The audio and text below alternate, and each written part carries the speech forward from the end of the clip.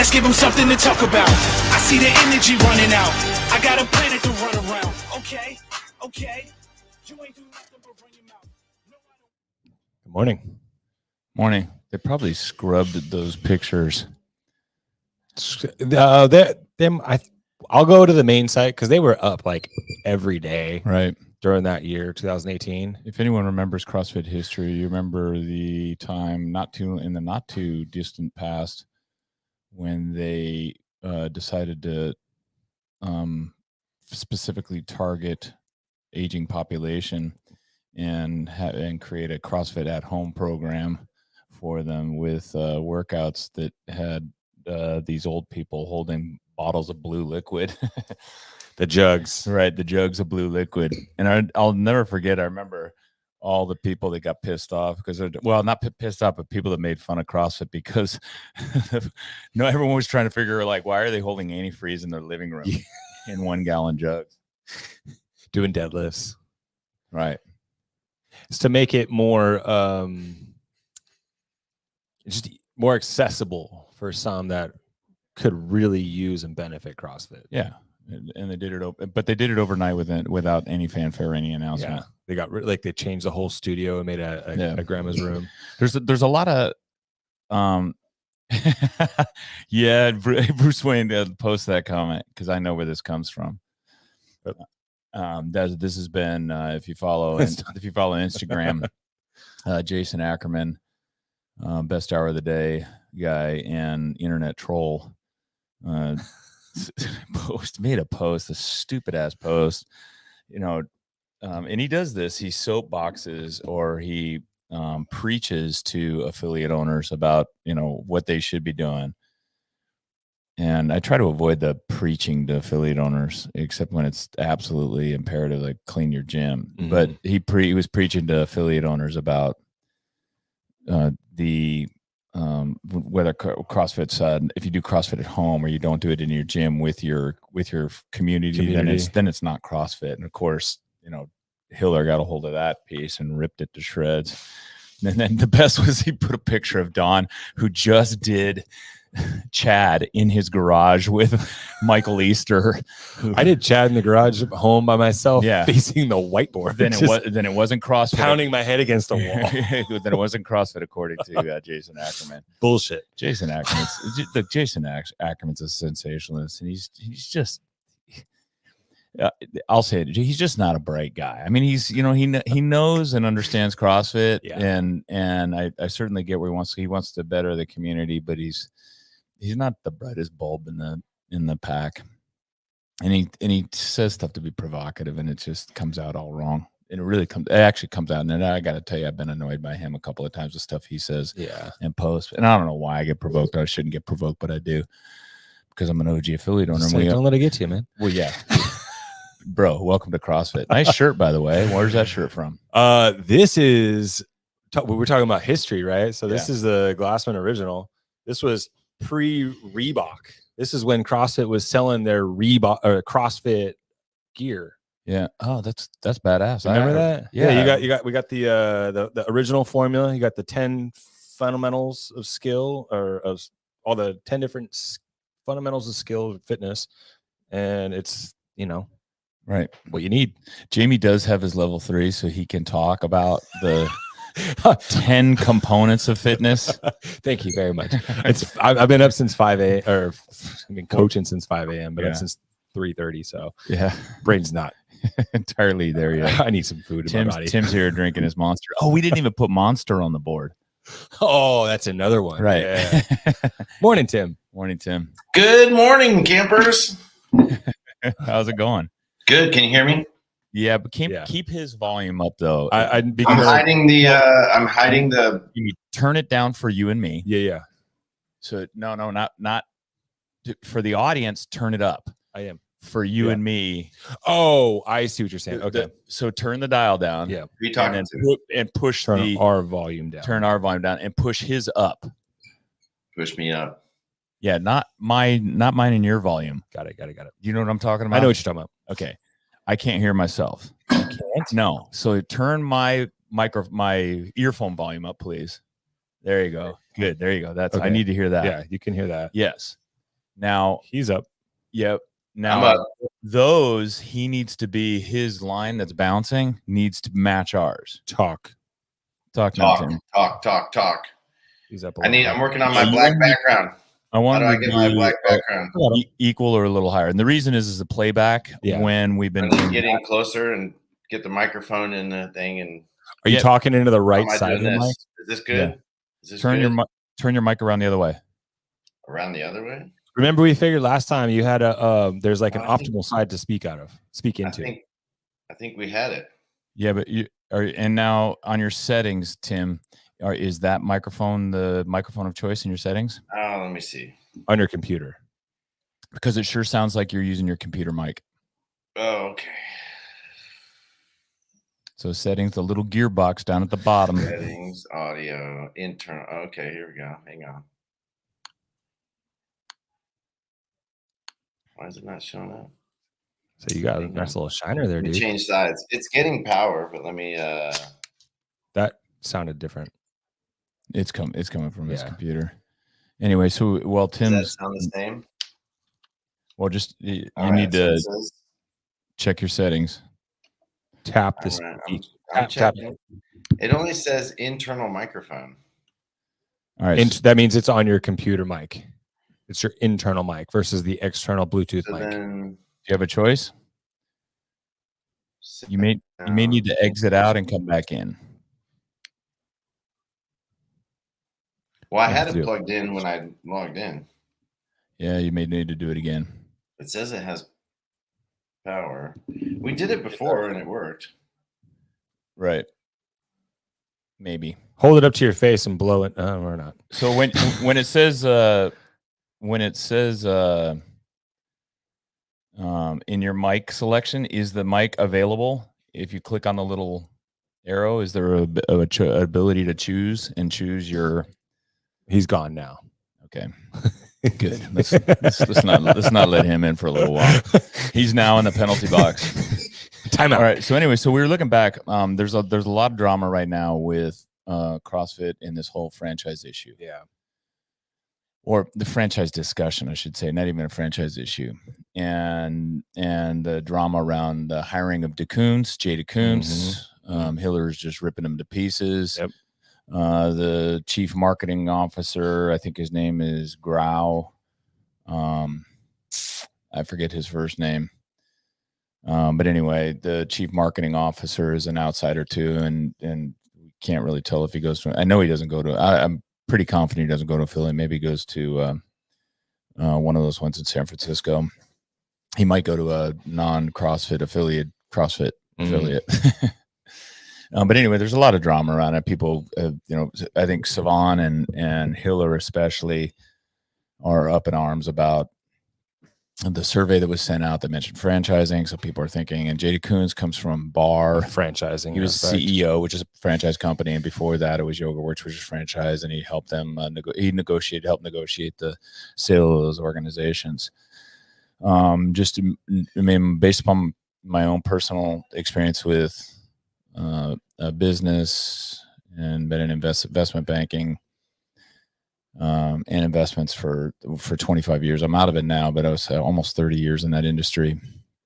And I know and understand the franchise business as well and how it works and the dynamics behind it. And I can tell you right now that there is very, very little chance, based on just my own personal business experience and knowledge of CrossFit and how it's structured and the costs and legislation that goes into this, the legal challenges that would be faced with this, there is very little chance that CrossFit will franchise. It's just not an option. And it's not an option primarily because of the cost and the hurdles, the legal hurdles that they'll have to jump in order to make it happen. And the plus the detrimental impact of franchising on the entire global CrossFit community. They will not risk the ecosystem. These people are very smart people. We can criticize where they came from and whether or not they're doing CrossFit in affiliate or doing CrossFit, whatever it is. But I can tell you this, they are very smart people, and they're smarter than most of the people that are in this room and in the Not in this CrossFit- room. Yeah, in this room. Mike sounds good, dude. Yeah, Mike sounds better. hope You so. bring don't shout though, because it's really fucking annoying. Because you're old. That's the hearing. Your hearing aids? Yeah, no, because we want our customers to come back. We have like less than 100 viewers. I want to make sure that we stay there, or at least get closer to getting over that. But anyway, my point being, they're very smart people. They know and understand business, the legal hurdles that would be necessary, and they also respect 100% the CrossFit ecosystem. The bulk of revenues that comes through CrossFit, in like if you count it as a whole, is probably in the billions of dollars From the ecosystem, not just from the affiliates and that's correct. certifications. Yeah, and I hate that fucking word, by the way. Ecosystem. Just put it on the record right now. I hate the word ecosystem. But the entire CrossFit economy. Yeah. Well, if you're going to have initiatives and, offerings, then you got to have an ecosystem. No, you got to have an economic system, which is like, that's where it comes from. So the economic environment, I'm going to call it. Yeah. Okay. That's better. Anyway, the economic environment, by the way, is massive, and they know and understand this, and they will not jeopardize that. That inherently is the value of the organization. And you can't, in my opinion, you can't ramp up a profitable, sustainable franchise model in the time that they would desire, especially since the investors have already been in it for 3 years. Now there's absolutely no way in a reasonable amount of time that they could generate or replace the revenue that is already coming in through this system. What they can do, though, and I actually respect this, is find out what things within a franchise system work so that they can deploy some of those systems within the CrossFit community. Well, let's talk about that. What is a successful franchise? Number one, define success. Number two, what's a successful franchise that we can discuss? McDonald's? Sure, if you want to use Burger King, McDonald's as a Wendy's? McDonald's is a successful franchise. Based on if you want to relate to the one that Hiller talked about, you could talk about Orange Theory. are they successful? But arguably, McDonald's is the most successful franchise in the world, and it's successful primarily because they have a product and service that is replicatable. And when you go to one in Wichita, Kansas, and you go to one in San Francisco, California, you get the same hamburger, you get the same fries, you get the same customer experience, and you get a clean environment. And they spend a lot of money to maintain that, and to operate that. And those franchise locations are exceptionally profitable. The entry fee, you first of all, someone can't. If I wanted to go buy a McDonald's franchise, it would be very, very difficult for me to buy a McDonald's franchise. Single one, yeah. You Gotta can't go bulk. They have people lining up to buy them that are typically investment managers that have multiple locations, hundreds of locations, and the owners of those locations have to attend the McDonald's University, which is literally a they actually have a full-on university. They have a full university, and I think it's a year. I'd have to Google it and find out, but I know it's at least I think a year of education in order to operate a McDonald's franchise. Interesting. And they have all the systems and processes in place, and it's a remarkable organization and company. We can talk about the food and all the other stuff, the food quality and all of that stuff later, but look, it's clearly an incredibly successful business, and there are things that we can take from it. CrossFit can take from it, or any other successful franchise, and implement within our affiliate model. Like what? Clean bathrooms. 100%. Is that unique to a franchise though? Come on. No, it's a level of consistency though. No. What's not unique to a franchise? It's not necessarily unique to a franchise, but it is something that is upheld Yes. and documented, and there's a process for cleaning those restrooms within a franchise. There's a standard. There's a standard. Like you got to clean the bathrooms X amount of times throughout the day or something like Right. that. You know, so there's those types of things. Having a guidebook or a playbook, essentially, not necessarily that you have to follow, but at least you can refer to. Here's the thing that drives me crazy. You know, I had a member text me yesterday, and he said, "Hey, do you know this CrossFit? Who owns this CrossFit?" And he texted me the CrossFit, and I did. I know who owns it. And he said, "I went over there to that CrossFit because it's close to his house for his kid." And he said he walked in, saw it, Walked out. was there, and walked out. Really? He said it was filthy. And there were dogs, multiple dogs on site, roaming freely throughout the facility, and no one there to greet him. And so that right there, like, no one's there, period, or if somebody was working, coaching class, because I don't have a greeter. I don't have somebody in the front office. Don't get defensive, but if they walked in and they saw you, you would say hello to them and smile and say, "Hey, I'll be right with you." Would you see somebody walk into the door, and or would you doing? Continue to ignore them? Who are you? Uh-oh. Do you have what? You're on out. Wi-Fi, right? Hold on 1 second too. I might drop because I just switched to hardline. Yeah, Tim, we lost you there for a quick second on your. But there are a number of things in terms of, you know, looking at how you manage your finances. There's things that can be taken from the franchise model as to why franchises are successful, that certainly could benefit CrossFit affiliates. Just as there is at looking at the independently owned coffee shop down, and the one I loved is that I took some things from was the Kapataho coffee shop in South Lake Tahoe. Unbelievable coffee shop, independently owned, and they have a phenomenal, and like my daughter and I went there one day, and my daughter and I went there every single day of the vacation we were up there because it was so cool, and so I took things from them. And similarly, we can take things from a franchise that would help improve the experience for people that want to do CrossFit around the world. Isn't that just the thing? I mean, I don't know. Maybe it's just my nature is to play the devil's advocate, but like, isn't that the thing about like individuals? You can't control this centrally. Any kind of like central control, then it's like it's not that person anymore. Right. I mean, that's the thing is like you're responsible. That coffee shop is responsible. Even the people you've been to good Starbucks and you've been to ones that suck and you've been to ones that are dirty. And you've been to the ones with dirty bathrooms. You've been to other ones that are like amazing. Yeah, because the quality of managers can be different. My first job at Chick-fil-A, Al Taylor said a time to lean is the time to clean.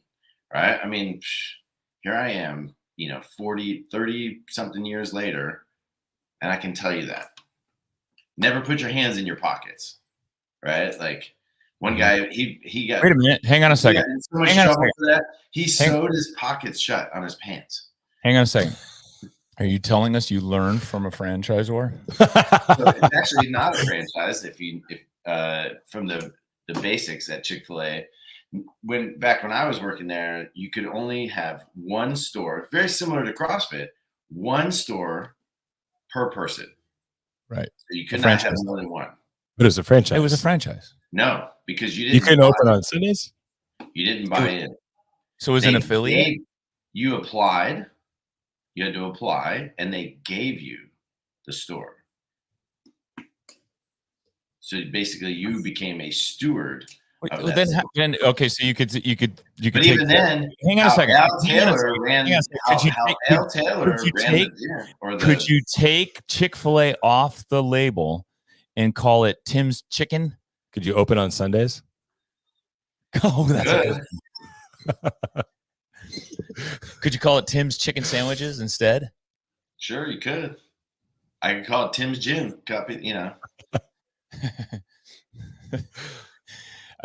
Well, but that's a good example of like being able to take some of those general ideas, you know, like don't put your hands in your pocket. If you find time just to kind of hang out, go do something productive, you know, like that's something that you can replicate elsewhere. But coming back to your point, because I want to come back to this because I'm annoyed, there are standards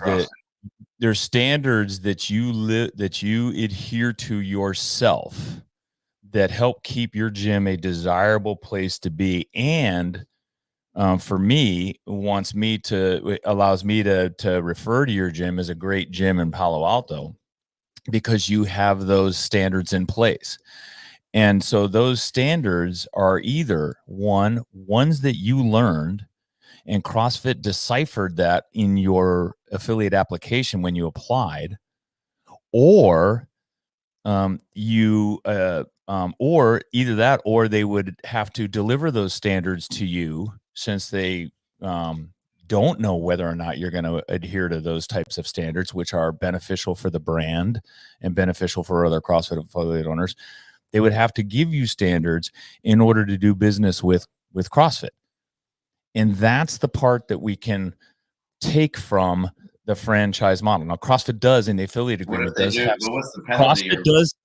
CrossFit does have some standards within that affiliate agreement that we have to uphold. Got to have the journal on your thing. Yeah, that's right. Yeah, they're minimum standards, and CrossFit has never really wanted to be the theory was cream rises to the top.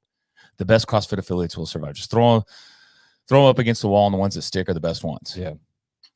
And that model does apply. Unfortunately, what also happens, though, is a number of CrossFit affiliates that are shitty also stick to the wall, just because they can be absentee owners, and because the brand is so amazing that people still want to come and do it, and that's the only place they can go. Yeah. And I would argue that that's not beneficial long term. I don't like it. And I would like to see more standards in place that affiliate owners have to uphold. So in other words, being held accountable to something, which I think will help push out. And I'm not saying CrossFit has to go in and help them, and CrossFit has to go in and say, hey, here's how you do it, and we're going to send a team of people to kind of help you do it. I don't think that needs to happen. They need to figure out how to do it their own way. And if they don't make it, CrossFit needs to take action and take them off the list. Well, it just comes back down to like finding some kind of a ranking system. Like if you do have somebody from CrossFit that comes and gives you an audit, they give you a ranking 1 to 5. You know, for 1, you're just hitting the very bare minimum. And then maybe you're a 5. If you're a 5, you're hitting all of those key points that we want to see in an affiliate. Right. You know, like you said, the person that walked in to check out an affiliate for their kid, they got a dirty floor. Nobody greeted them, you know, give them a 2, you know, I don't know, like just that way it kind of, encourages them to build up those standards. You know, Jacob, thank you. You did miss all of the technical difficulties. You literally came in, Jacob, right when we got through all the technical difficulties. Now we're just arguing about standards. I think we got a little bit more technical. Yeah. Tim's still dealing with some technical difficulties. Yeah, Tim's screen is frozen at the moment. He's got that high quality Palo Alto Wi-Fi.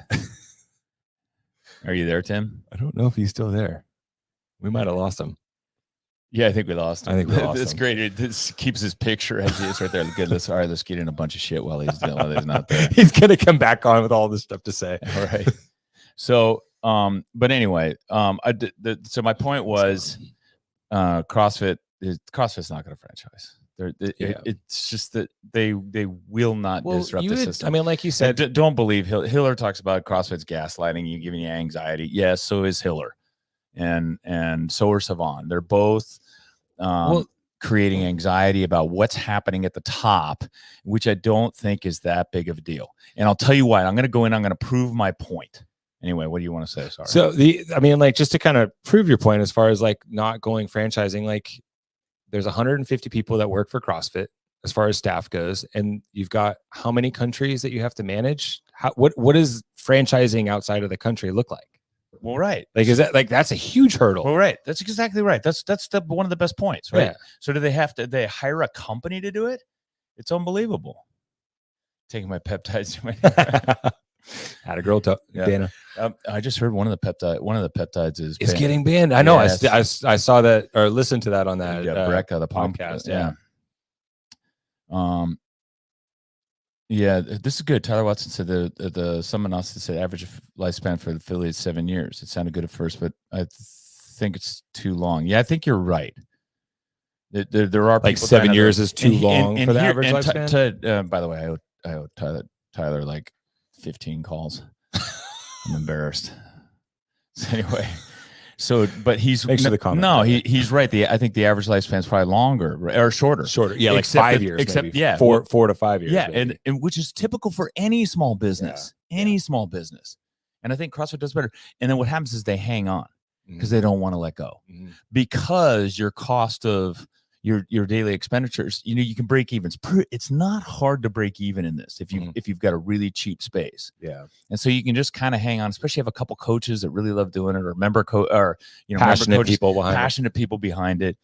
And I feel like CrossFit instead of trying to bring everybody up to the top, I think they really need to focus on the bottom and moving those people out. Yeah. And the top people will thrive. And then the other people that come in will be people that work in those top affiliates. Yeah. So that's just an opinion at this point. But anyway, I want to tell everybody. So they're not going to cry. We have had this type of drama. When I see this, Jamie Lee and I talking about the history of CrossFit. And it's a long history. We don't even have enough time in this podcast to go through the history of CrossFit. Like a series, right? I'm gonna text Tim. Is his internet dead? Yeah, it might be. He might have gotten really mad at me.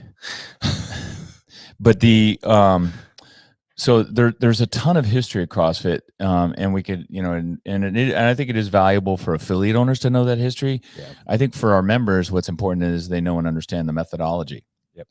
We want them to know the methodology so they embrace and they can understand the unique and distinguishing characteristics versus all other methodologies that are out there. And then we want them to fall in love with CrossFit, the methodology, not necessarily CrossFit, the company, because CrossFit, the company, especially at the HQ level, it's a mess. It's not a mess. It's just Chrome. It's the CrossFit. Oh, you were on Safari, bro. Struggle bus over here. I know.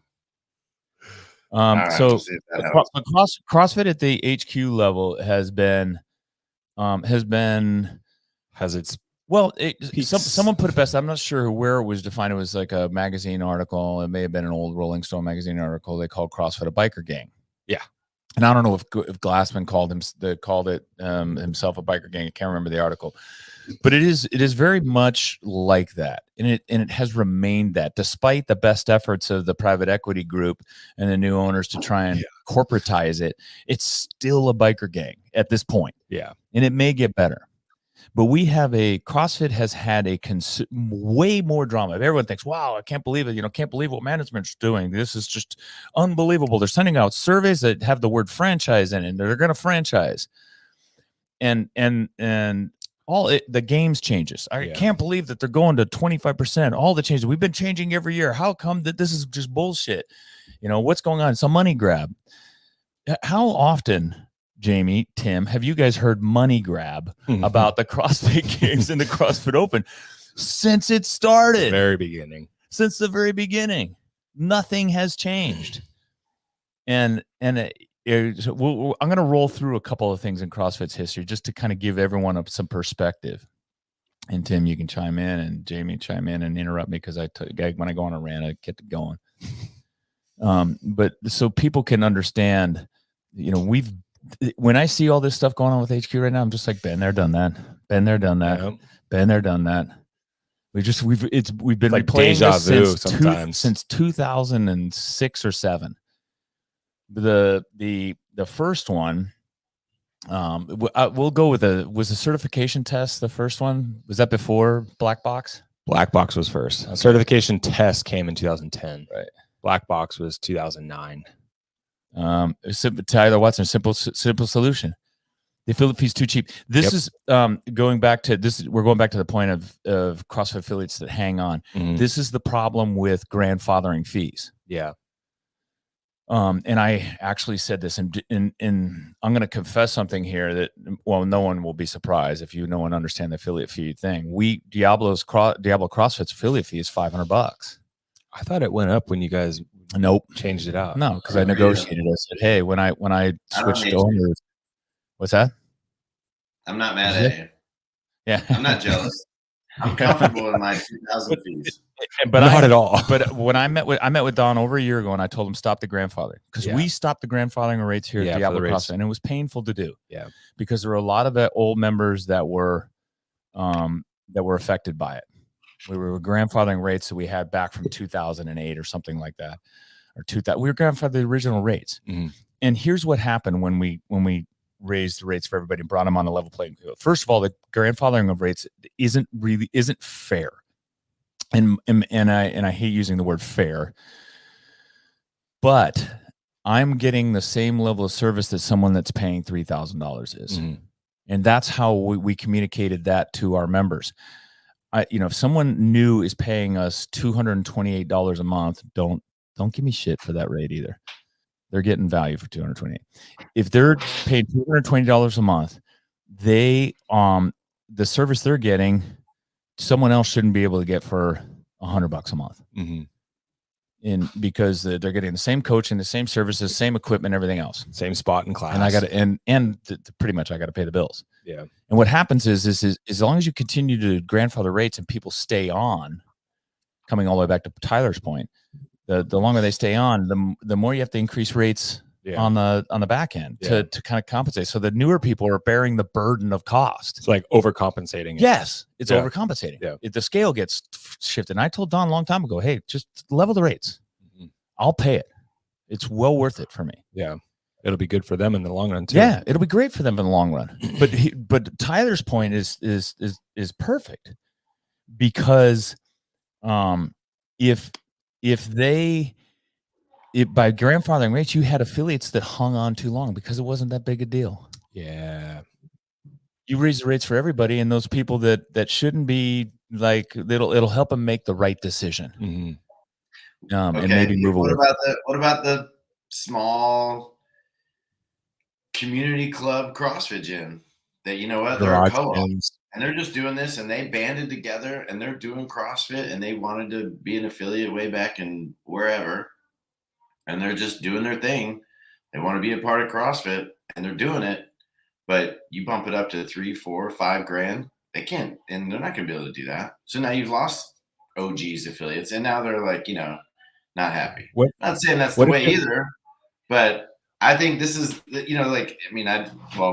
audio and camera cut out. Well, let me ask you this. How many of those are there? I don't know. Exactly. Well, what if there was different? My point being, if we had like 10, if you could rattle off 10 of them, I'd go, okay, let's come up with some sort of system. But we can't even name one. But we've talked about this before. In his garage, training people one-on-one. Okay, I love that. Yeah, that's what I wanted to point out was, like, we've talked about this on the. And he's one of the oldest. He's like, he's now in the top 10. Yeah. All right, go ahead, so Jamie. We've talked about this before, and I think having an opportunity to have maybe different levels, which increasing the rate for like a larger affiliate like Diablo, but maybe having a lower entry rate for a garage gym. You're not servicing as many people, so how are you going to maintain that same number output? But if you had an opportunity for, like, if I had an opportunity to open up an affiliate in my garage that I can just train people in my local community at my neighborhood, we would have so many more affiliates. I talked to this really, really smart but annoying affiliate owner a while back that had that same idea. And I shared that idea with CrossFit management, and they actually liked the idea. That exact idea. That was Tim's idea, by the way. It was? Tim Dimmel's idea at CrossFit Palo Alto. Yeah, so that would be. He was. He said Tim's idea was, and I like Tim's idea. Tim said, You said, I think, give it away for free if you start your garage. Let them affiliate. Didn't you say or $100 yeah, for the idea? I mean, again, we were just riffing off of like ideas, right? But the idea is like, hey, if you want to be affiliated with CrossFit and you're just doing it in your garage, do it. Like, and you get on, you know, maybe you're not on the affiliate map because I don't want people to know where I live necessarily. But you know, it's like, but hey, you know what? It's when you like remember if we're talking history, let's have some fun and let's go back to the Russes, right? And remember all those, you know, Twitter wars and Facebook battles and everything else. And those were some fun times. But what were they doing? They were defending the brand, right? And they were defining what is CrossFit in the sense of, you know, I saw the one like, oh, if you're doing your garage, it's not CrossFit. No, it absolutely is.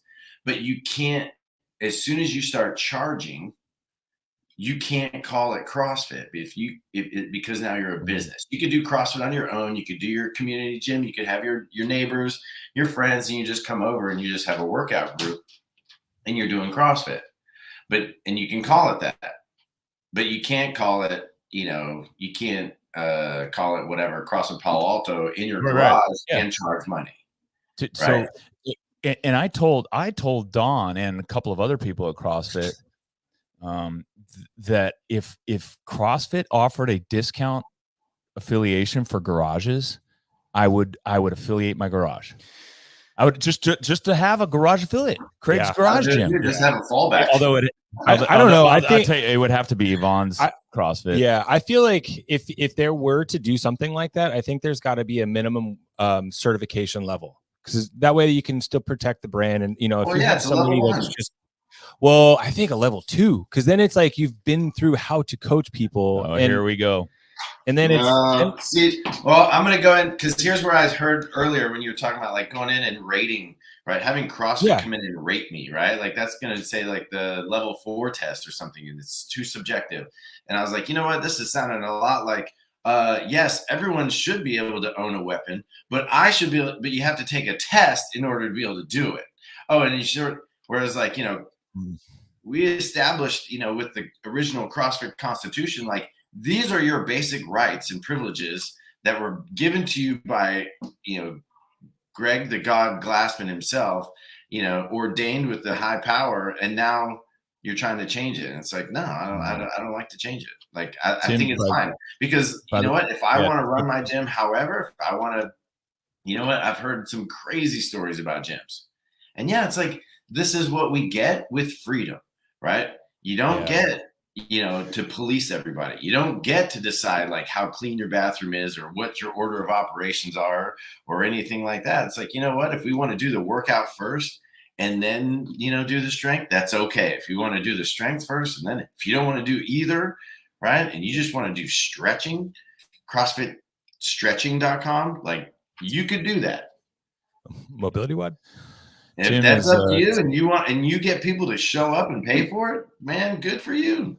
Tim leads the Make CrossFit Great Again coalition. CrossFit is great. It is great. Let me talk to you about one point that Tim. Can I show you what somebody gave me? This is what one of my members gave me. Can you read that? Make squats. I like that. That's awesome. When I got it and I posted it, and one of the guys was like, "Squats have always been great." And let me tell you what, and just so people don't get their panties in a wad, and I'm sorry, underwear in a wad, I'm not sure which one I'm supposed to say. Tim is in Palo Alto in California on the peninsula in one of the most liberal areas of the United States, and has an amazing gym with an amazing community of people that all love and love CrossFit and love each other. So don't get all fired up. One of the things though he did bring up, this is great. I didn't have again on the history. We could go. There's no way. It's a series. CrossFit history is a series. But people don't understand. Again, Tim, we were talking about when you dropped off, like how people are so riled up and upset about what CrossFit HQ is doing right now. But you and I, Jamie, we all know like they have new people have no idea the chaos and the anger and the fear that was instilled by CrossFit. We haven't even tapped into the black box. CrossFit HQ. You'll find that on Reddit. You mentioned, yeah, you can. You mentioned wasn't that the Iron Garm thread? Yeah, we'll talk about that in a second because I do want to get into that subject. But you talked about the Russells, and CrossFit had 2 attorneys, Russell Berger and attorneys. Russell. These are dudes.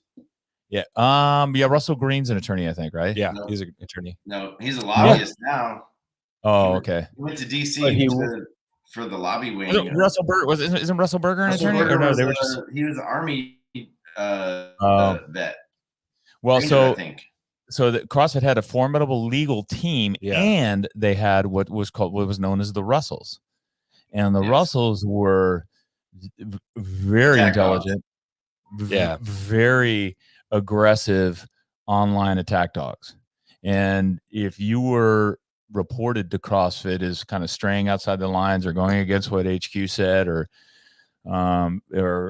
discussing a controversial topic, they would come after you quickly, and people feared for their affiliation because of that. It was unlike anything today. Like today, if we had the Russells today, there would be blood in the water every day, right? Tim's laughing because he knows. Well, they would have handled the lady from Washington or whatever. Oh my! She would have. Well, she probably would have disappeared, and no one's like, "Hey, she hasn't been seen in like months." MIA. It was, and it was just CrossFit was very, very protective of the brand, and rightfully so, because it came up so fast and it grew so fast and became so popular so fast that people wanted to attack it. And so CrossFit responded aggressively, and it was really refreshing from an affiliate owner that supported CrossFit to see, okay, good, they're protecting my brand that I've got up on the wall, but aggressively. But the black box, this was 2008. It was a seminar, and it was a seminar event for affiliate owners and coaches, and it was I forget where it was held. I feel like it was. I think it was summer 2010. No. It was in 2009. It was we were an affiliate. It was after 2009. Yeah, but if you pull up Rob Wolf's post, I got it right here. Well, so the date aside, 2008, 2009. There were some key people within CrossFit there, and I would compare that black box summit to a Chris Cooper 2-Brain Business Summit, or a a best hour of the day summit. Essentially what they were doing was pulling affiliate owners together to tell them how to improve their business. And what their idea is that, by sharing in the knowledge of best business practices regarding programming, regarding business operations, even regarding branding and positioning, nutrition coaching, that they would help improve the environment so that affiliate owners could get better, and so that people wouldn't have a shitty experience at other affiliates. Mm-hmm. And at the Black Box Summit, and these were big names there because Rob Wolf is the author of the Paleo Diet. You guys basically coined the phrase, I think, Paleo Diet. No, that's Lauren Bourdain. Well, Rob wrote the book, and and was essentially and what he took on, and he didn't diss it, but what he said is the Paleo Diet was more practical than the Zone, counting blocks and weighing and measuring foods. Mm-hmm. And CrossFit, as everybody knows, has the Zone as its kind of core nutrition tenet. Yep, it's in the level 1, and so CrossFit didn't like that Rob was pushing paleo over the Zone. Both are amazing in terms of managing your glycemic your glycemic load. What is it? Measuring your blood sugar, or basically managing your blood sugar better. Index, yeah. But he was essentially, and he had a seminar.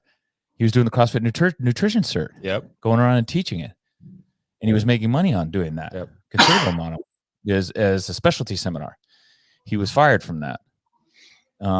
Greg Everett was Olympic lifting coach, amazing Olympic lifting, still in business today. Catalyst, I think is Catalyst Athletics, and he was speaking, and he got into while he was speaking at the event, up on the stage speaking at the event, he pulled up and put a picture. I'll never forget this because it was talked about big time. Was that he put up on a picture a med ball squat clean that was taught in the level 1 cert, and it showed that, and it was Nicole Carroll.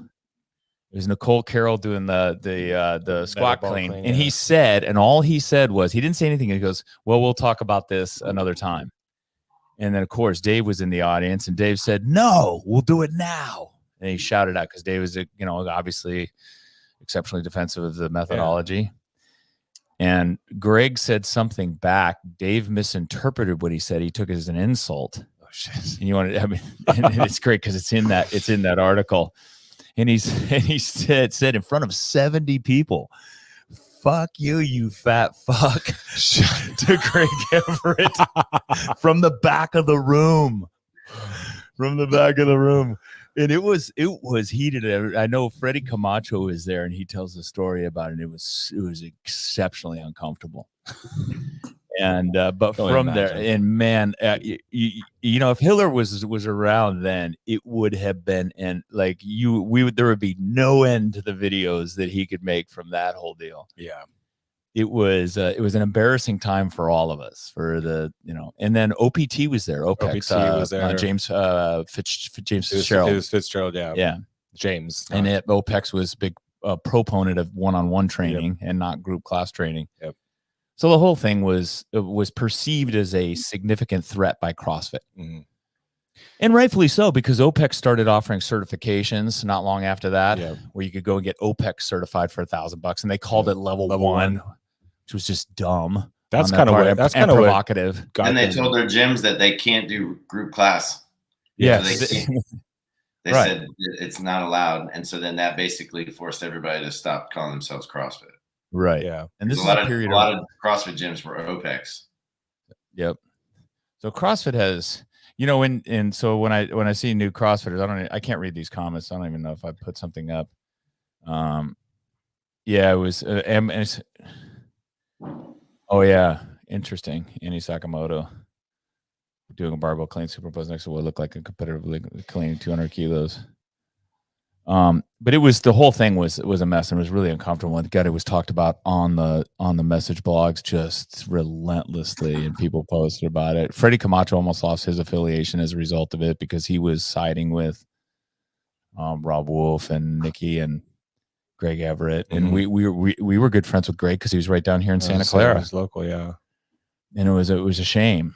And we all tried to kind of smooth things over and keep people. And by the way, Rob Wolf owned NorCal. Yeah. What was his affiliate? Sure, I can't remember his NorCal name. CrossFit. Was it Yes. He was the original NorCal CrossFit. Yes. Oh, and then Khalifa took it over after he let his affiliate lapse. That was This is the first. By the way, Rob Wolf was putting stuff together again. Jason Khalifa is a passionate guy, an amazing athlete, and I know he has a really good heart.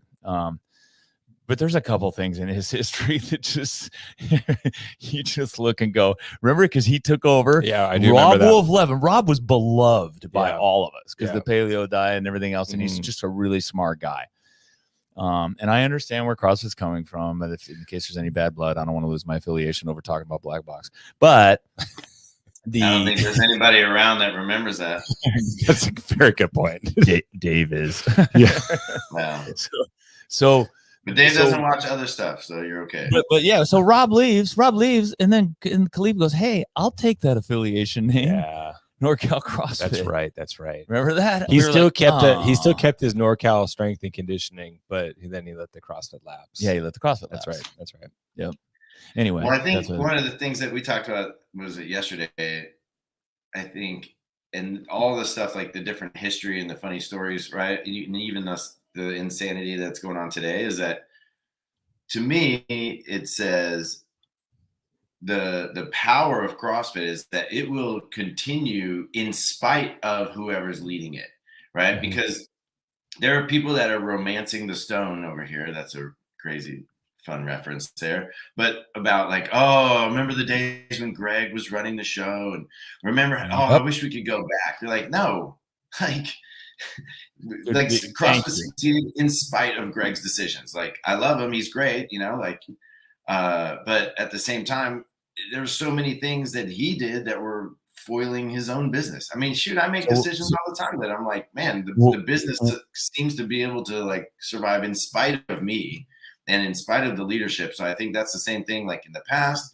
It's the same thing that's happening right now, because the methodology, the mission, the vision, right, is bigger than those running it.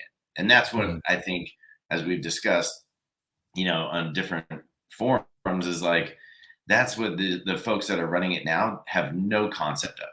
They think that this is just a product. Oh, how can we scale this? How can we manufacture it? How can we multiply it? How can we do this? How can we apply these business models and initiatives and this and that? Whatever. You're like, dude, these are real people, right? I mean, like Tyler's over here starting his garage. I started my garage. Like, this is what we're talking about. Like, you don't have any. Nobody started their Orange Theory in their garage, right? No one started F45 in their garage, right? Where they're, you know, kids are running around, right? Like, you know, whatever. Like, I'm not a fan of dogs in the gym, but you know what? Some people wanted to have dogs in the gym because that's just the way. Like, that's old school CrossFit. They had a dog in the logo. I'm like, okay, fine, right? But guess what? You get to decide that. But you're also taking on that risk when that dog takes out somebody's legs and Diane, you know, Stewart rips her shoulder off, and now you got to pay for it, right? So you're right. Greg created an incredible methodology, an incredible long, enduring methodology that lasts forever, and he defined fitness when no one else could, with a very empirical definition, right? Right. What is it? Increase work capacity across broad time and modal domains. Super simple, and it is. And then he also fought the battles for us against NSCA, and against Big Soda, and of course and Pharma, and so that was amazing. But there were also some things, like Tim said, that were not beneficial for us. One of them was, and we talked about this. You remember, Tim, when they overnight switched their market, and there's three things that really have got us in this position that we're in today, that were as a result of the past management team.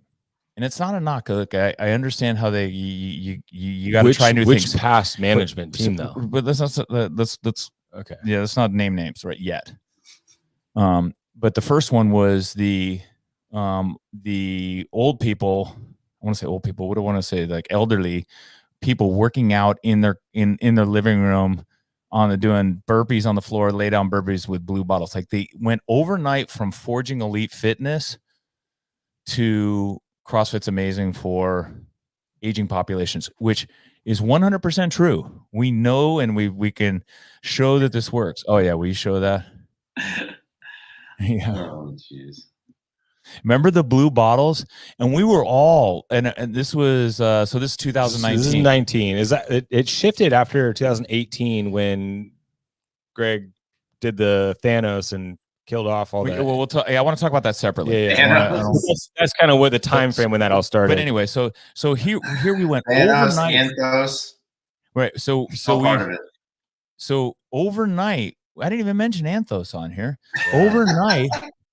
Dude, the list is amazingly long of all of the shit that we've been through as affiliate owners, and we're still doing this stuff.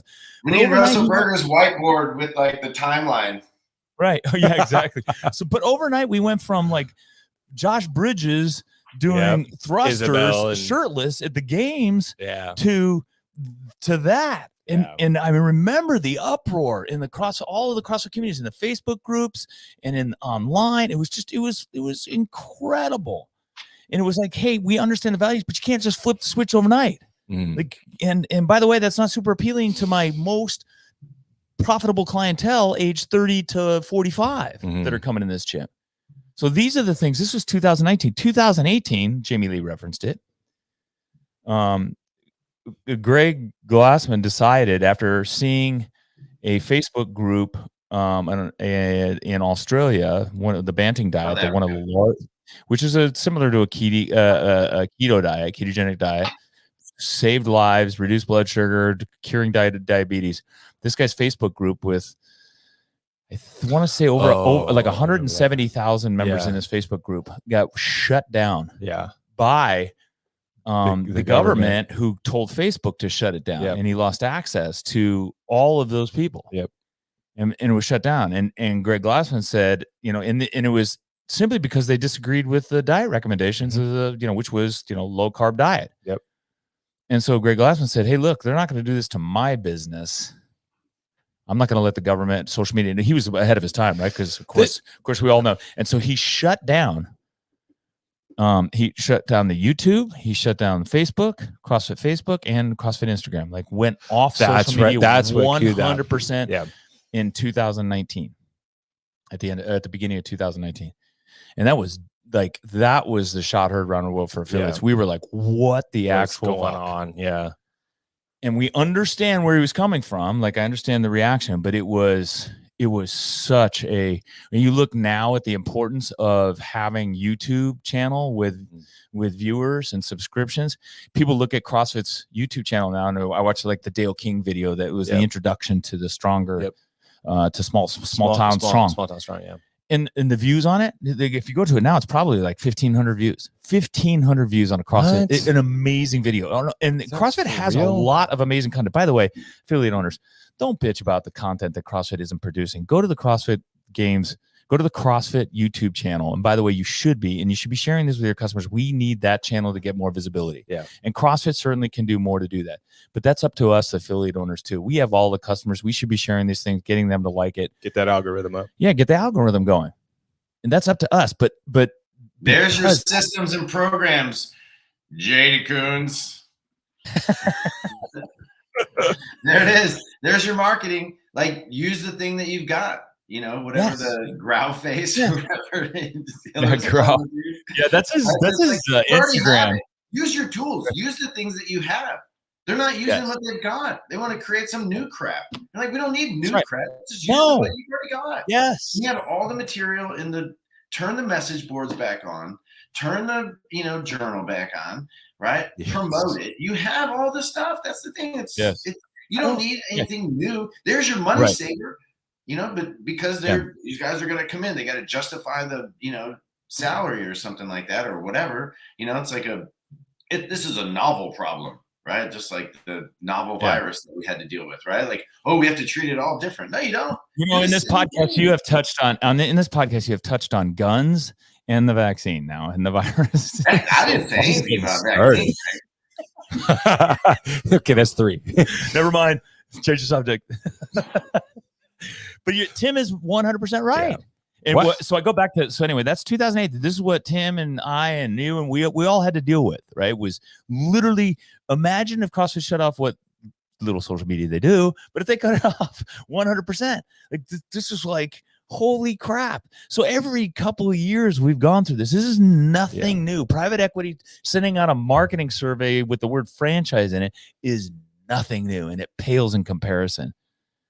And if you go to the CrossFit Games, we're all over the place. Yeah, we are all over the place. I'm looking at this board. We had a little bit of a timeline we were going to go through, but there's no way we're getting through it all. Tim will remember this. Let's do this one though, because when they first announced the Open and then the Reebok partnership, Greg for years had said, I'm not going to sell. Remember, he said Under Armour came in and wanted to buy. Under Armour came and wanted to buy 1,000 affiliates or something like that. He said, no, we're not in the stretchy shirt business. Which was pretty funny at the time.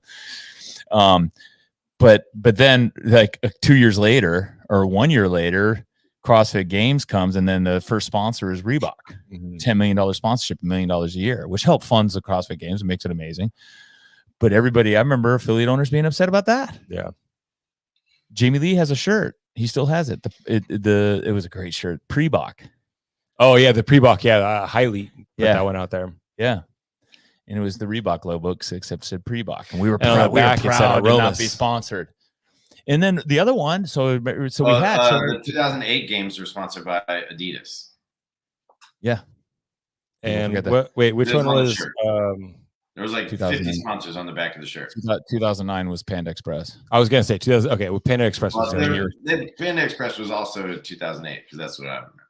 Oh, 2008. Okay, but they were. So people get up in arms, right, and they get upset, right, about those things, and then of course, history repeats itself. In 2020, one, the CrossFit Games are sponsored by Noble. Monster Energy. Oh, never mind. Not Yeah. Noble yet. Yeah, Yeah. No, it Monster wasn't Energy. 21. 21 was the first It year. was Noble. Reebok. Yeah, but it was the first year Noble, but it was also Monster Energy, and people Yeah. were up in arms about that. Yep. We have been through this over and over. Mhm. None of this is new. And to Tim's point, CrossFit, the methodology survives. Yep. Nothing changed. And I think for affiliate owners, we get upset, we get online, we get all pissed off. But if you went out, you know this, Jamie, if we walked out in that class, or Tim, you walked out in your class, you go, hey, have you guys heard all the hubbub about hiring Jade Kuntz, about franchising? Your members go, Who the fuck is that? Yeah. What? And the other half of my members go, you're not a franchise? Well, I tell them You that know it. when they go through their intro. Yeah. Tim tells them right up front. I'm like, we're not a franchise. We're coffee, right? Right. What is coffee? Well, coffee can be prepared lots of different ways, right? You can do espresso, you can do a pour over, you can do, instant, you can do drip, you can do single origin, you can do a blend, you can do all kinds of stuff. You can serve it only to go in a little thing, you can serve it in a big giant shop, you can do all kinds of things, Have it hot, have it cold. like coffee from Denny's that probably comes in a box that says coffee, right? The after notes are coffee, right? So it's like, yeah, cool. That's what I like. That's what I'll serve.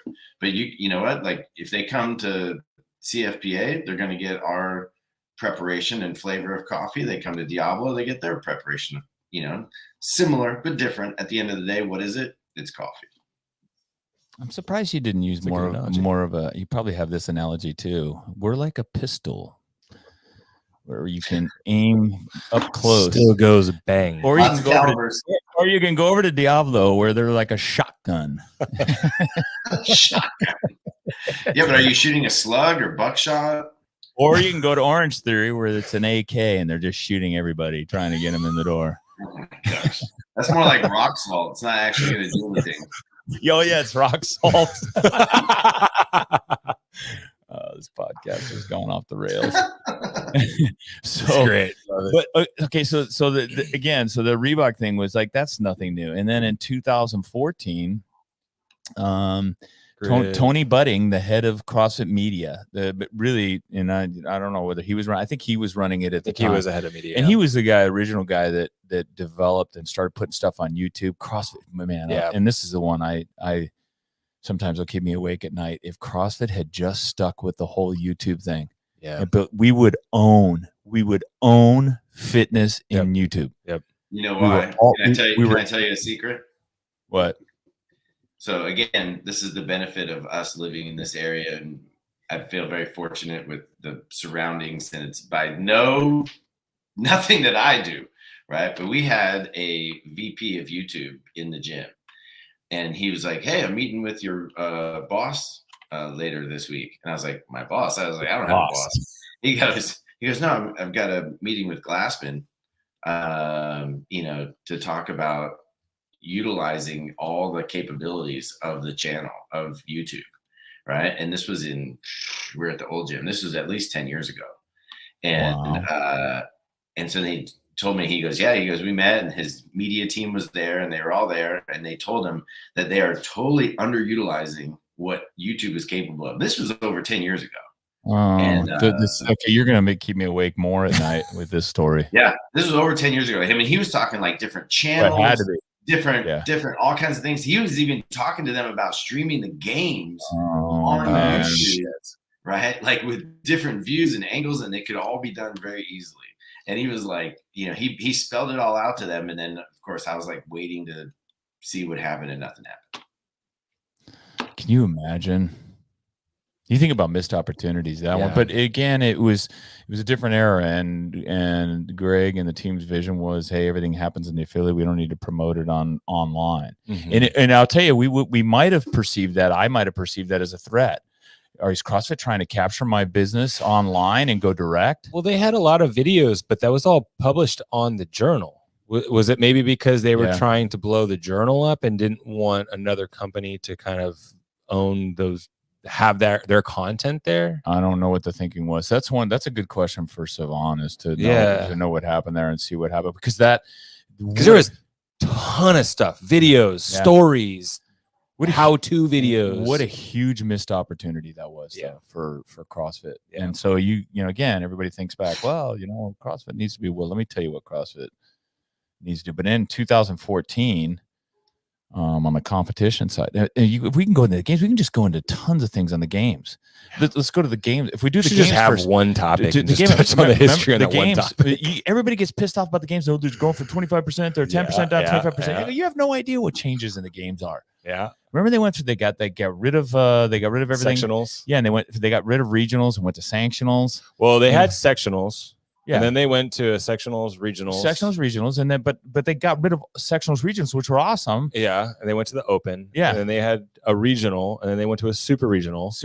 People were pissed off about that because you consolidated. And then they got rid of that altogether, and they went to sectionals, and then they're down to semifinals. But hang on a second. Sectionals were independent. They were not. Yes. I thought that was the best. Programmed individually.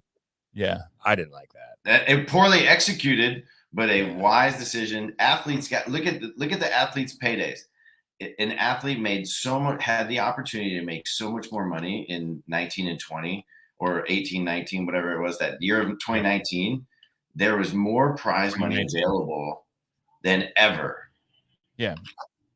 Well, and to that point, because the first year of these competitions, all these sanctional people thought they were going to get rich doing it. Yeah. And then they realized how much those things cost, and they stopped, and they weren't able to actually pay out. I mean, I was going to say some of them, like Can West, wasn't even able to pay out. Granite Games. That was in 2019. I mean, Can West, they got shut down because of the pandemic, and they were like, oh, we'll refund or we'll put everybody's on to the next one. And no, they were those companies. Well, those companies, a lot of them felt the wrath of the pandemic. Yeah. But 2018 happened because CrossFit cut their budget for the games dramatically. Because in 2018, after an analysis by the then CEO Jeff Kane, they realized that CrossFit was actually losing money. It was, and Greg Glassman was having to write checks to keep the business going. And if everyone wants the details behind it or what the numbers were, direct message me. I'll send you what I know. Don't we all do things? Though, here's a question. Yes. Sunk cost in your business. Don't you do things that don't have a direct increase like ROI, but yet they're without it, it's not the same, right? Like you'll do things, right? Does anyone? Yes. You make investments at your gym, you do different things, or even like you do a special event, right? Like, hey, we do a big 4th of July workout, right? Do I charge people extra for that? No. Or is every other business in the country closed? Yeah, mostly, but we're open. So we do a special workout. Do I charge for it? No. Do I lose money? Yeah, because like I'm there and I'm not getting paid, right? Extra or whatever. I'll just say like, well, it's all in there, right? So I know, but your point being that CrossFit, the first year of it, they lost money. What's your point? I'm saying like with the game stuff, to a degree, just look at it more of like, hey, you know what are we willing to spend and lose, in order to games on the games, yes, right? In order to promote the methodology. It's a platform, right? So it's not losing money. You're leveraging a platform. You're creating an entire platform and method and ecosystem, right, for things to operate, right? And you're giving opportunities for businesses. Yes. It's so many different things. And yes, it costs you $10 million. Okay. Yes. Yeah. As long as that cost of the games, for example, to use your example, as long as the cost of the games doesn't exceed the revenue from other operations, the combined. So what if so that's what was happening. So CrossFit as a whole realized that affiliation fees were declining since 2015.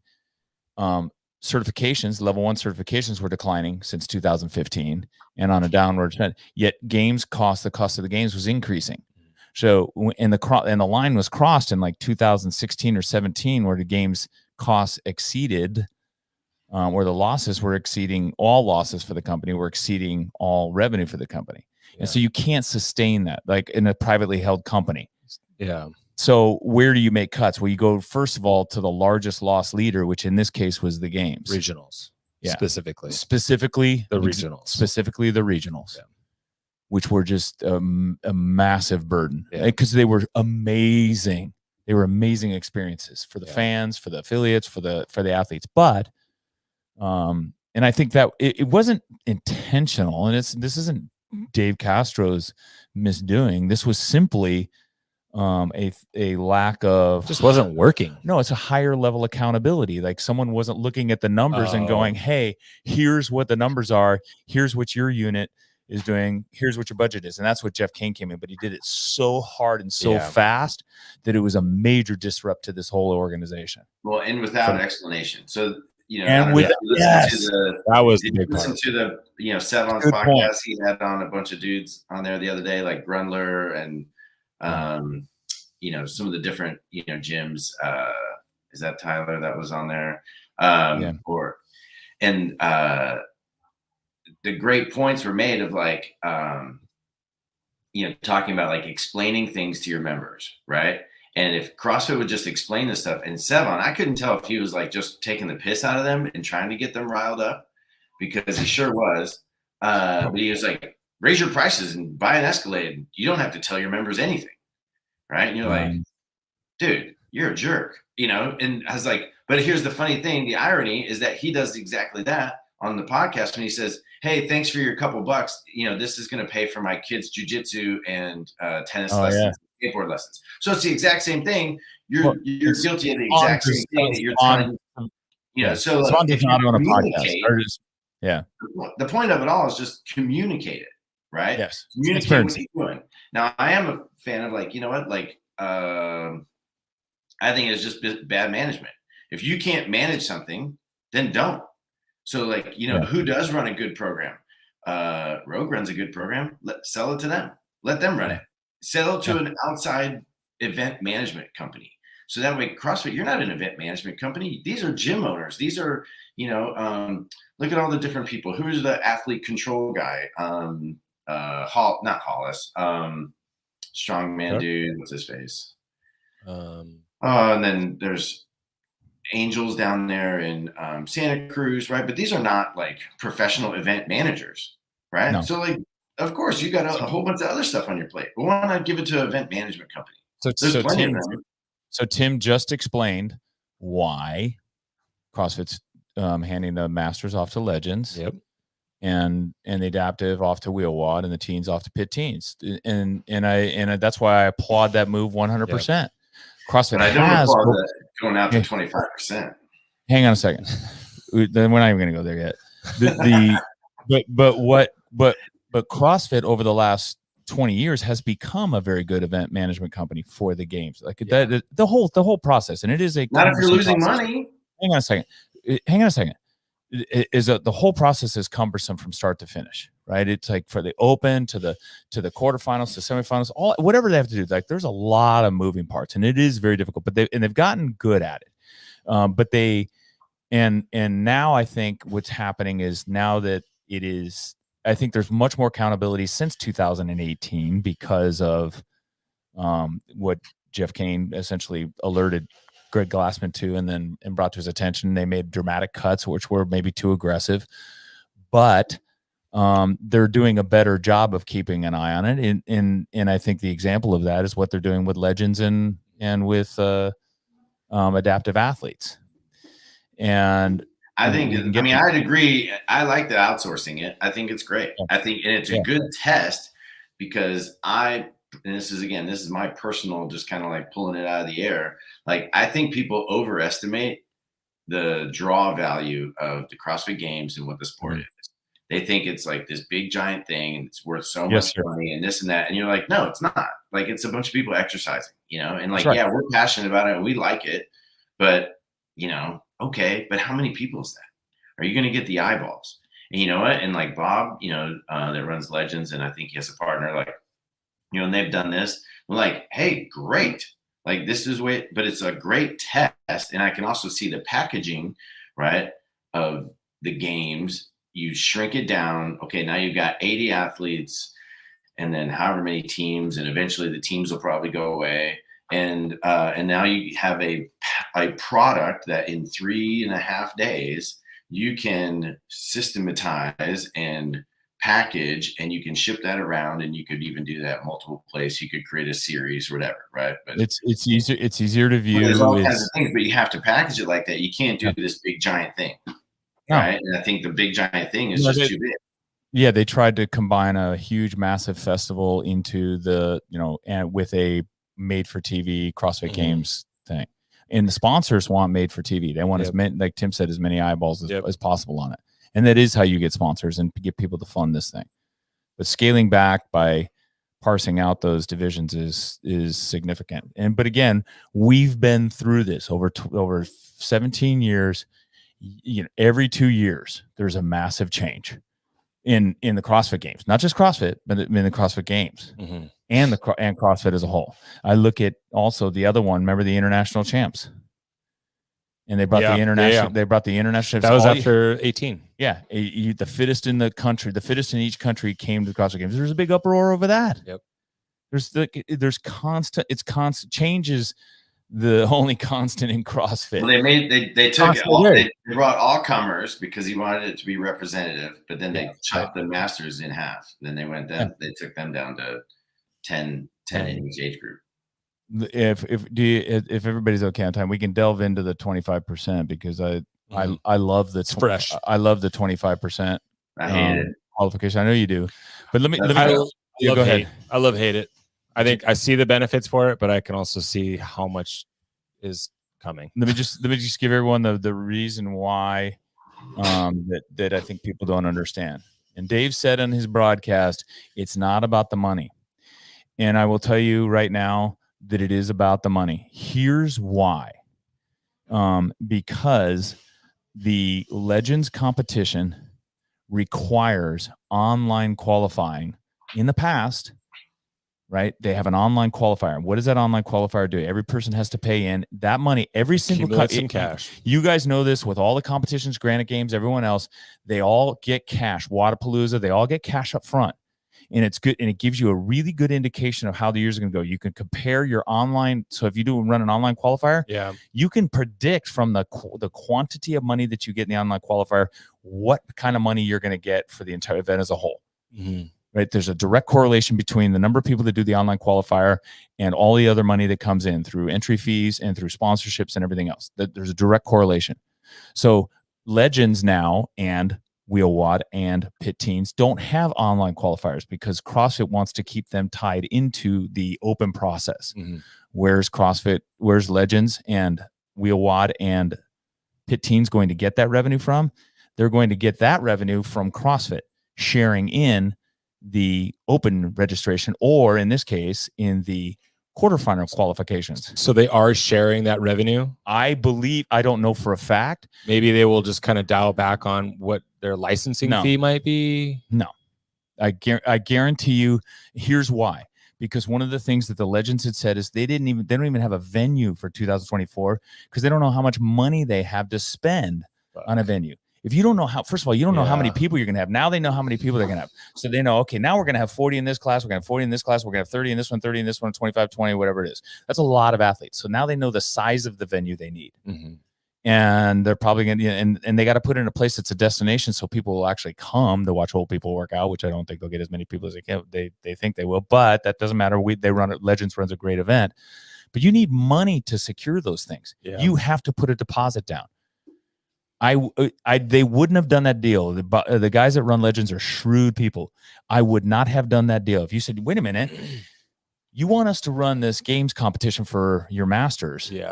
But we can't have our online qualifier that gives us cash. We need some of that cash. And I can tell you where it's going to come from. That 25%. That whatever that revenue is coming in, it's either going to be 100% given to them or 50% given to them, or a portion of it's going to go directly to those organizations. Number one, they should communicate that. They should. They should communicate. Are they going to get to have their own sponsors? I mean, you know what else is funny? Everybody's talking about the 25%, and I'm going to diverge just real quick on that. Is that how come no one has mentioned? Let's see. I can look at every one of these badges back here, right? Let's see. I competed in the 2017 Reebok CrossFit Games. I competed in 2018 Reebok CrossFit Games. I competed in 2021 Noble CrossFit Games. And yet, what did we just hear the announcement about? The 2024 CrossFit Games. Hello. Yeah. Nobody, Yeah. they don't have a sponsor because Noble is gone, dude. They're not fulfilling orders. I talked to members, they're like everything, they're having this like crazy sale, but then things are Tim, how do you know that Noble is gone? How could you say such a thing? Because we are observers. We are trained observers. We've been watching people for freaking 15 plus years, move their bodies. And it's like, you have certain characteristics of like, hey, I recognize patterns and, things. And it's like, oh, let's see, you're not fulfilling orders, right? They always have had, before they even got the private equity money the first time, they had problems fulfilling orders because I had a bag. It took 2 times. One, they pulled it off the wrong shelf. Then the second one had poor quality because the zipper that was supposed to be a pocket was sewed shut. This is one of those rumors. That's one of those inside things. It's like the worst kept secret. Because we'll go back everybody I talk to says Noble's out. Yeah, and that there's other players that are lining up. I don't know who the other players are yet. Go look heard what's rumored, and that's it. But again, you could avoid all that if you just offload it, and then CrossFit focuses on the methodology and the training. We've talked about this because then you're even more universal. The people that are successful at Spartan races train CrossFit. The people that are successful in DECA races train CrossFit. The people that are successful in High Rocks, they train CrossFit. The people that are successful in in the Rogue Fitness Games they do CrossFit, right? So now guess what? You're casting a wider net. So there's your wider net, right? Mm-hmm. Like look at how many industries or sports or fitnessing competitions are dominated by people that do CrossFit. I agree. I agree with Tim. Same. I agree with Tim. I'm okay with them. Solve that world's problem. It's the fittest competition in the world, and then the CrossFit is. This is something that this is the argument we made. And I'll go back. I wasn't gonna have time to do this one, but this is the argument we made with Jamie when we talked about grid. Yep. Who did grid? Who was good at grid? CrossFitters. That's right. It was the argument we tried to make to CrossFit. Hey, well, what are you banning CrossFitters from level 1s from participating in grid for? Yeah. Everybody that's doing this is a CrossFitter. Yeah. Look at Florida Grid League. Yep. Pump it up. It's all and it's free. What were those online? Dude, what were the competitions that were online? The Titan games. Remember that? Yes, you do. The Rock. Oh yeah. Okay. Yeah. Of course you remember because Margot Alvarez getting her ass beat by Danny Spiegel. Yeah, that was a great event. And I'll give a little bit of a shout out to Margot because she went for if anybody saw that one, there's a little cement wall they had to break through the barrier to go down to do the last event. And it's like 3 inches like plaster / it looks like cement, but it was like thick plaster. And Danny Spiegel came up to it, sat down, held onto the bar overhead and used her feet. Boom, kick to break through. And Margot thought you had to use the she goes up. No, she thought I'm just gonna bust through. This was in the tunnel on the way down to the main floor where you break out. Then you use the hammer to get the thing out of the cement. But this was a wall. It was like a barrier that was an entrance to a tunnel. And Danny Spiegel came up to it, used her feet, boom, boom, boom, slowly broke it down and broke through. Margot thought, I'm just going to bull rush this thing. And I swear to God, I think she might have dislocated her shoulder because she went at it and she dove at that wall. Off of it. And bounced off of it. Ouch. Got up, did it again. And then she realized it's not working. So then she started kicking it. And otherwise she would have won. I have not seen this. I would pull that up. It is really a kind of a really cool event. And so Spiegel beat her as a result.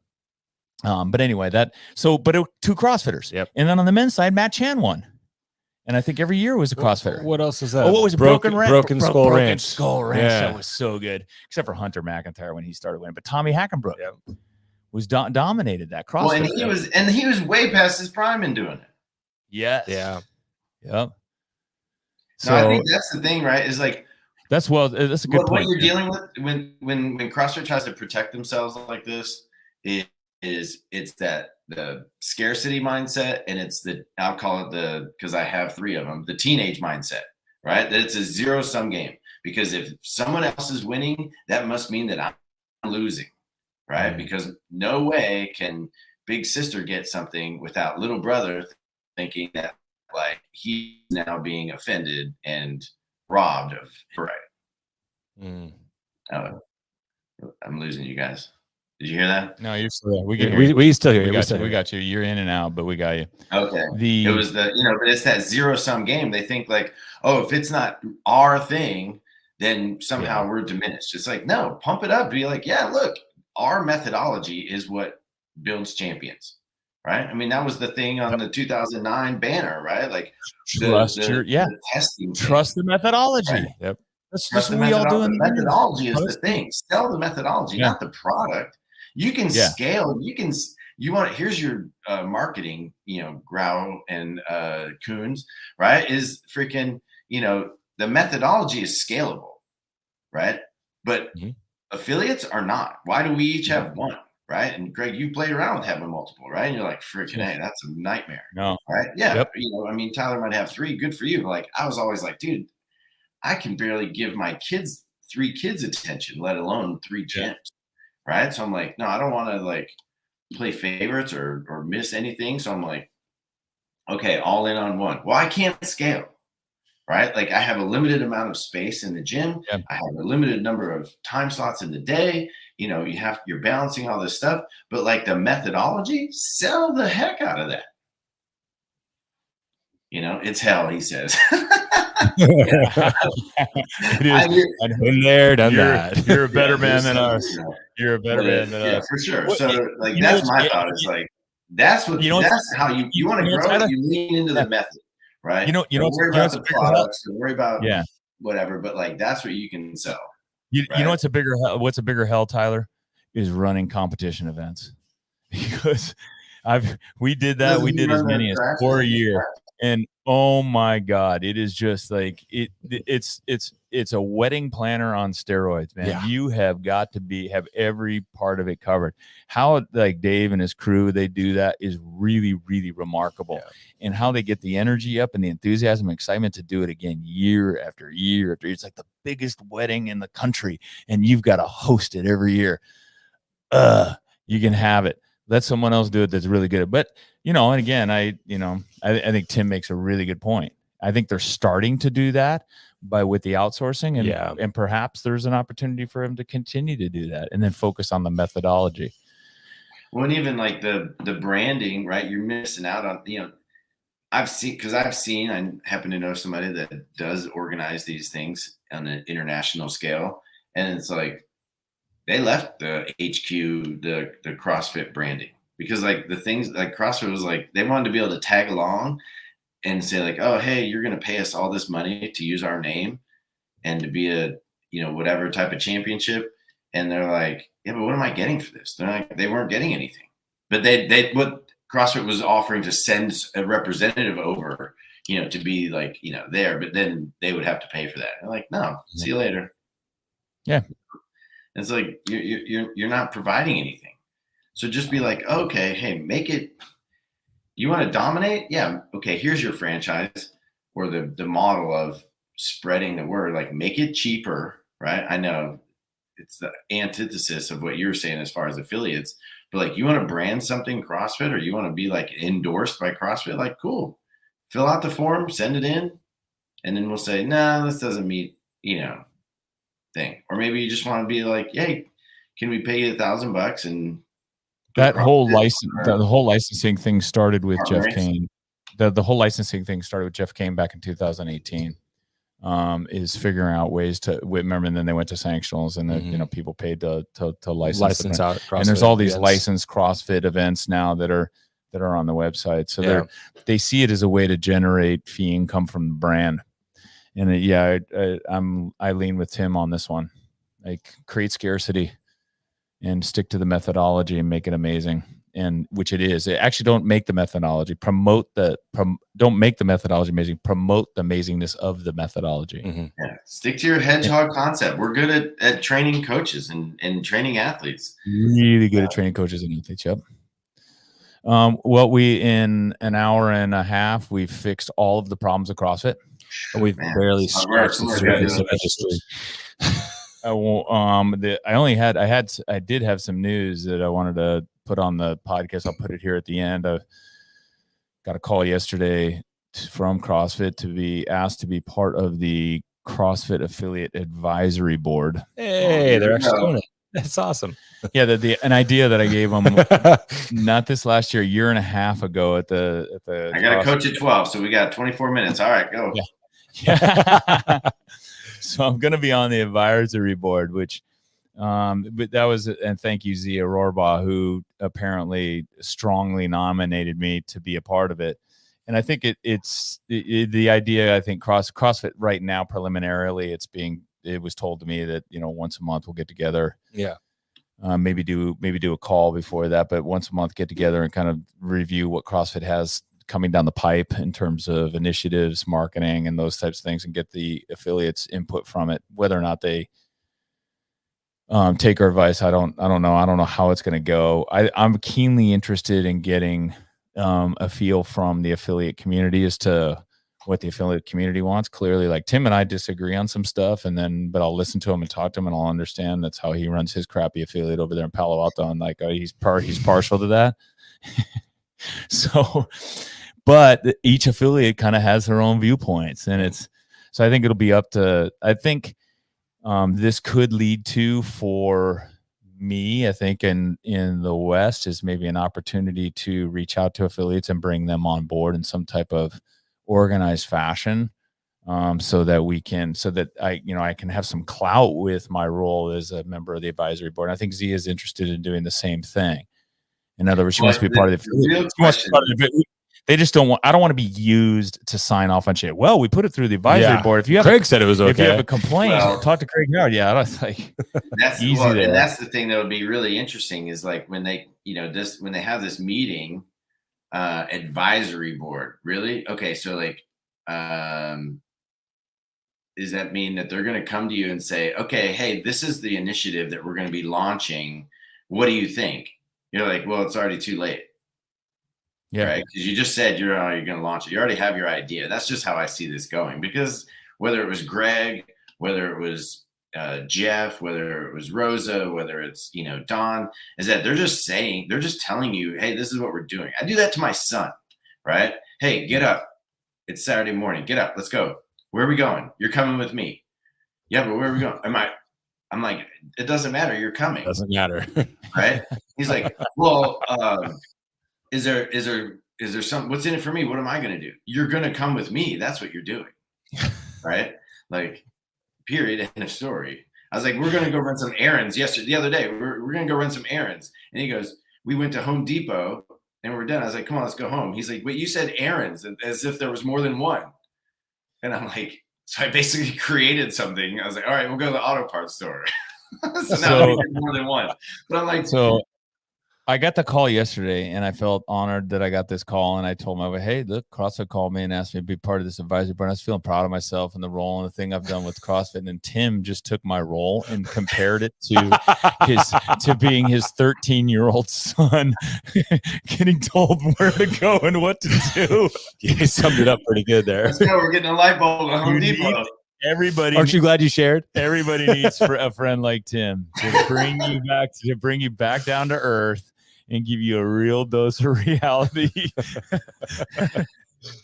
But admittedly, in the back of my mind, that was already planned. That was already sitting there. Like, are they just gonna is this a role that's like it's a role right now that I'm gonna try and give some teeth to. Z and I.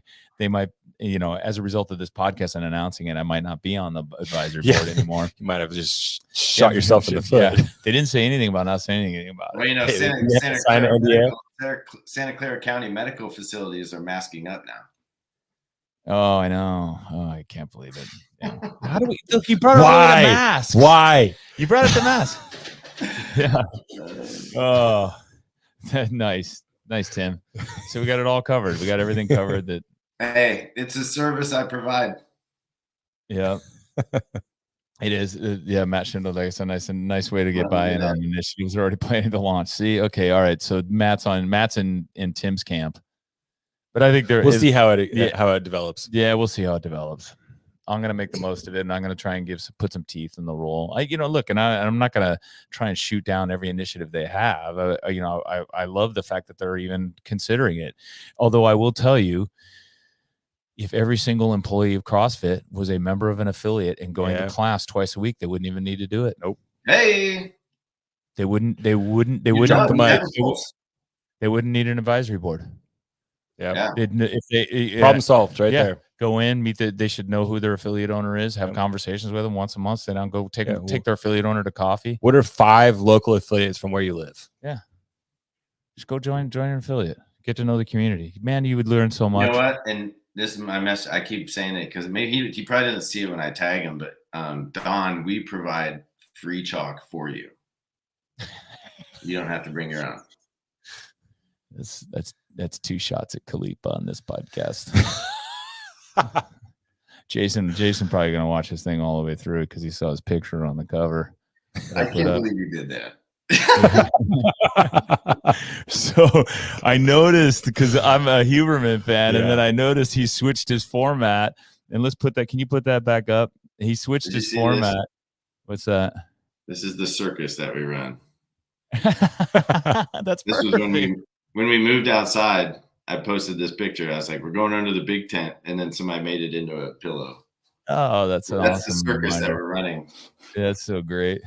But anyway, put that up. So I noticed, I'm like, Jason switched his format. He switched his format to like Huberman. I'm like, and it's identical. He even wears a black shirt, like him, which it looks beautiful. Like, but it was so painfully obvious. But go put it back up. Leave that up there because it's funny as shit. And so then I noticed I happened to in my feed right then comes up Ben Bergeron. And I'm like, same setup. He's got the same setup, which is, again, they both watch Huberman, so like, oh, that's pretty cool. And it makes, but they look directly at the camera. They look directly. I didn't change my background. And they give instructions.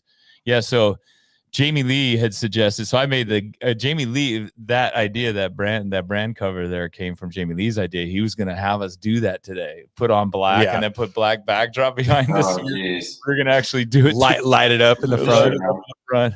The black shirt, yeah, exactly. Yeah. So I created a little quick Photoshop of all of us together, all the Huberman wannabes.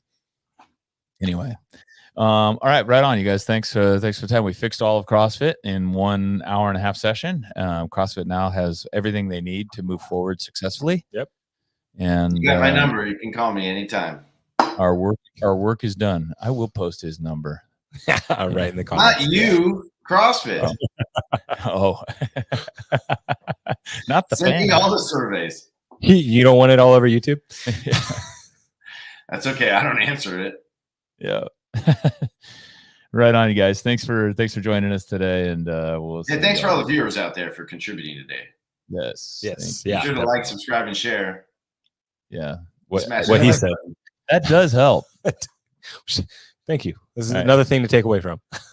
Cool. Next time. Somebody's going to get on this marketing team.